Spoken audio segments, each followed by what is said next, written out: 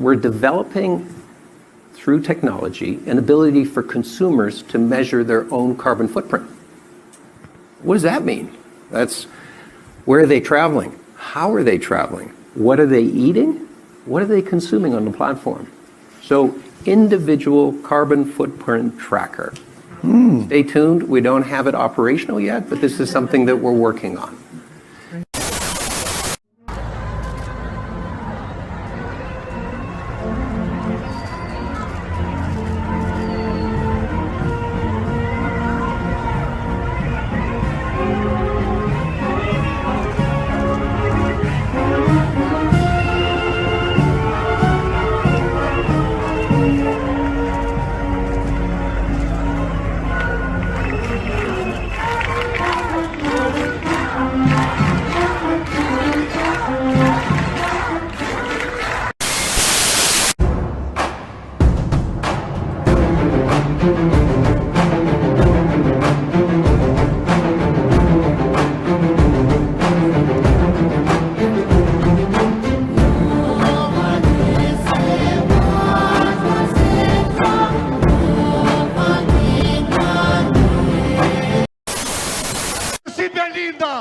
është u lali për edhe Edi Rama ta shoh vërtet se sa jemi këtëshesh.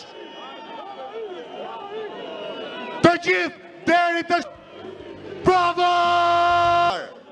Por ne treguam se e duam prin nga shqiptarët për ta kthyer Shqipërinë në një tokë të djegur, pa drejtësi, pa ekonomi, pa banor që këtu të sundonin maskarent.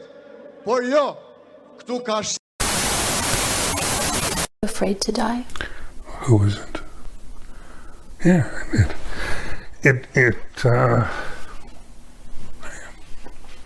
Amir Farsood has applied for medically assisted dying, known as MAID. He lives in constant agony due to a back injury, but has started the process for end of life because his rooming house is up for sale and he can't find anywhere else to live that he can afford. He barely survives on Ontario disability support payments, which are just over $1,200 a month. He doesn't want to die, but being homeless is not an option. I know in my present health condition I wouldn't survive it anyway.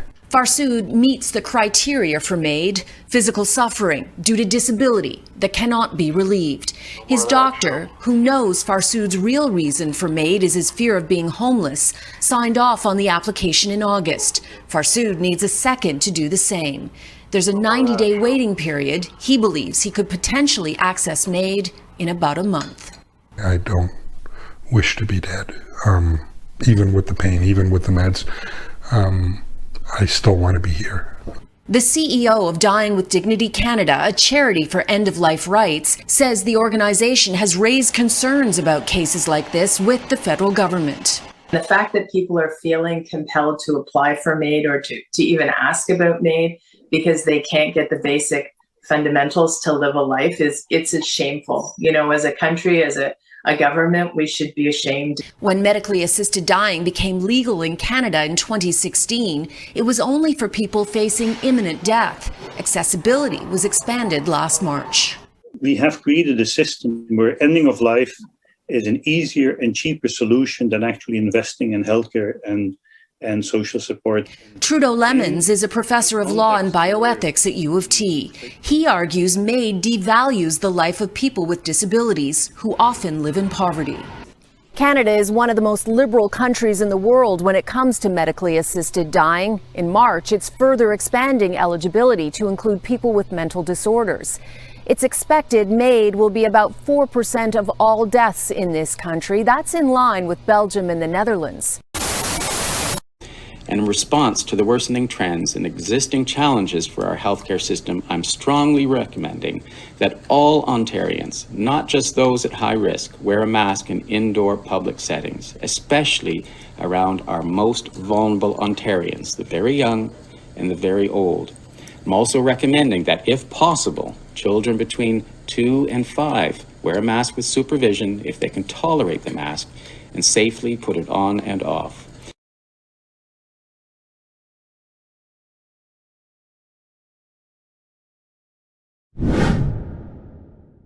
That all of us are worried about. You know, on the balance sheet of FTX is a line called Trump lose. And Sam was the second biggest donor to Democratic candidates. I'm going to leave it to everybody else to draw their own conclusions about what you're saying here. Right? Those are really, really ugly facts when you see a fraud of this magnitude having played out, and you find no regulators were there to prevent it. That's a really, really tough story.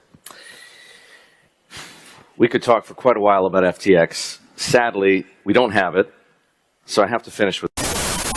You know, when you were speaking, what I just imagined is we have this one population of humans now that are vaccinated, taking these experimental injections, who are now compromised in terms of their health and their ability to fight infection going forward, disease going forward. Who knows about their progeny, if they're also going to be damaged and compromised as well. Then you have this other group who are unvaccinated, who are almost going to become like another subspecies of humans, right? In terms of their health, their ability to fight disease. Yeah. This is already the case. I'm the last person who would talk about discriminating vaccinated or unvaccinated. I'm always repeating, my heart goes out to the vaccinated people. Because, you know, they all did for the best, of course. But even though I would avoid, you know, at any level to discriminate people, there can be no doubt that the immune status of a vaccinee is meanwhile fundamentally different from the immune status of an unvaccinated person. Nobody is God. That's the only person that I serve. My mom ain't here. My mama was sacrificed. Me too. You understand? Yeah, I'm Christian. Michael Jordan, what about him? His daddy, right? Bill Cosby, his son, right? Dr. Dre, his son. You know, out in Hollywood, a lot of people come up missing. Feels like it might be a lot of that in order to control, traumatize. They want to monetize and traumatize. And God loved me, taking those flights from nobody. Of course, if we look at all the challenges, we can speak about a multi-crisis. An economic, a political, a social, an ecological, an institutional crisis. But actually, what we have to confront is a deep, systemic, and structural restructuring of our world. And this will take some time. And the world will look differently after we have gone through this transition process. Politically, the driving forces for this political transformation, of course, is the transition into a multipolar world, which has a tendency to make our world much more fragmented. And for these reasons, events like this one, the G20, and so on, are the very important connectors to avoid a too great segmentation. Correspondent Dr. John Torres joins us now.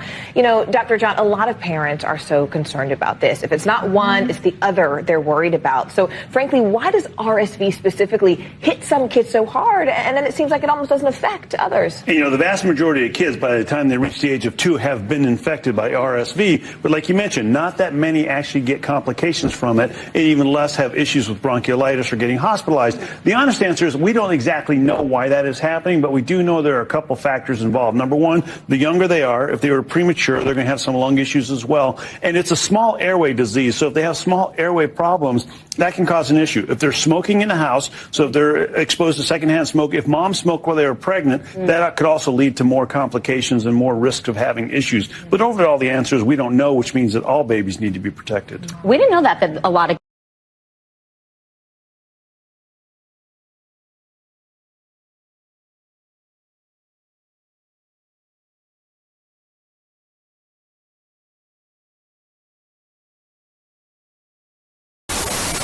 Prime Minister Trudeau, Prime Minister Sunak, President Zelensky, please go ahead, you're online. Hello, Volodymyr. It's Rishi and Justin. I really wanted you to hear from us as friends. We absolutely know how difficult yesterday was.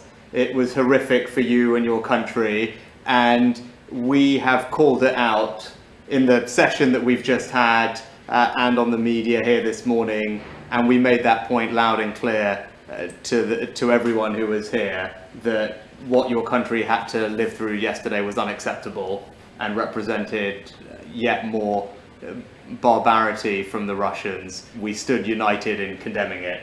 Rishi and I really wanted to reach out to reassure you, to show you we're standing with you, and to say we're gonna figure out this step by step all together. Thank you, Volodymyr. Talk to you soon.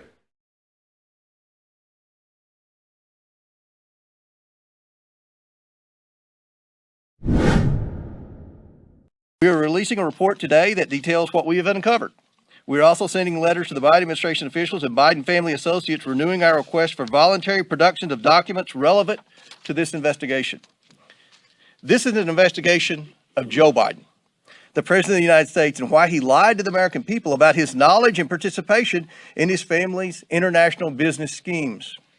National security interests require the committee conduct investigation, and we will pursue all avenues that have long been ignored.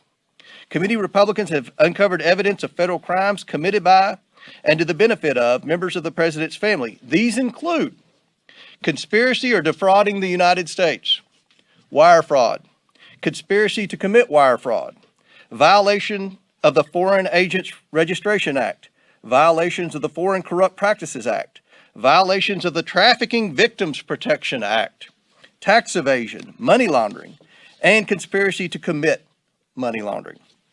The Biden family's business dealings implicate a wide range of criminality, from human trafficking to potential violations of the Constitution. In the 118th Congress, this committee will evaluate the status of Joe Biden's relationship with his family's foreign partners and whether he is a president who is compromised or swayed by foreign dollars and influence. I want to be clear. This is an investigation of Joe Biden, and that's where the committee will focus in this next Congress.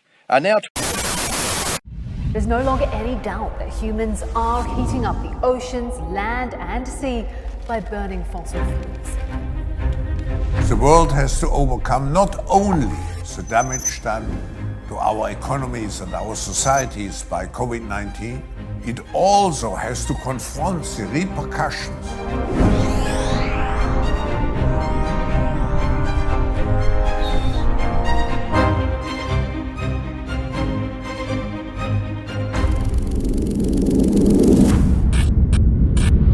سرعة التغيير القادمة أكبر بكثير مما نتوقع.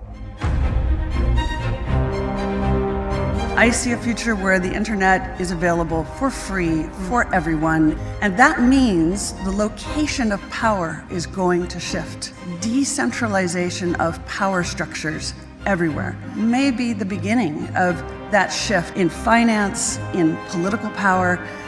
We have to uphold our responsibility, which we have towards the next generation.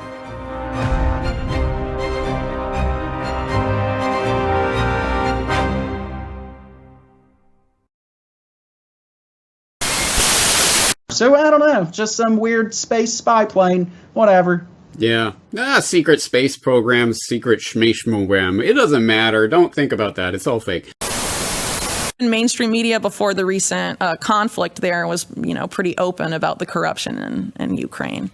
So I don't know your politics, and it's not important to me. What's important to me is your character and your work, which is phenomenal.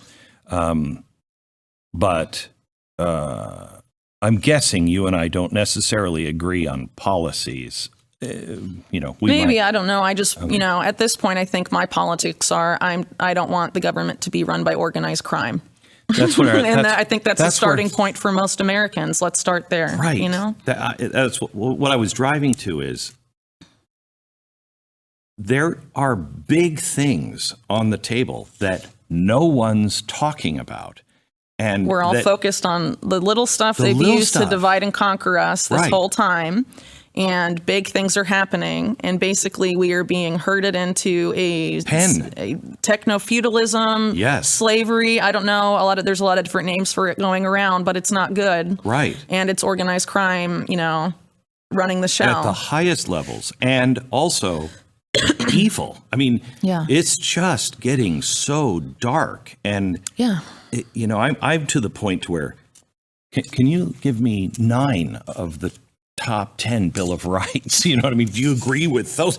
Give me anything that is foundational. They're all being destroyed. All of them.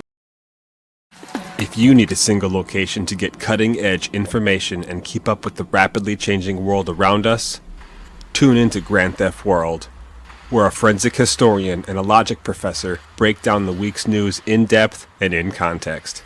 There's a ton more there, so go check it out. And don't forget to get your Freedom Vault on the homepage.